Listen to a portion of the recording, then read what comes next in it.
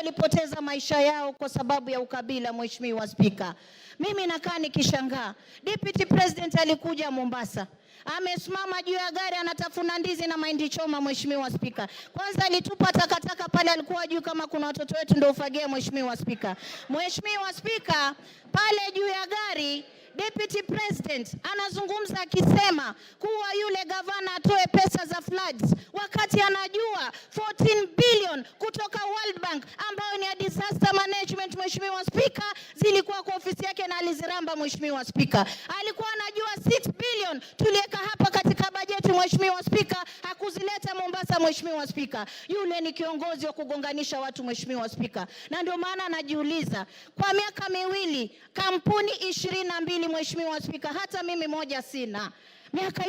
Miaka miwili kampuni 22 na zote zina 5.7 billion ya mtoto, ya mke, ya nani, kisha bado unaenda kuchukua mali ya ndugu yako, unaacha mayatima, unaacha mjane, unamtesa, kisha utatuambia nini katika taifa la Kenya? Mheshimiwa Spika, mimi leo nasema ngatuliwe, nasema kwa kutesa mjane Gachagua must go, kwa kukula pesa za mahindi Gachagua must go, kwa kutesa ukabila na Kenya Gachagua must go. Asante sana Mheshimiwa Spika. Ngogoyo.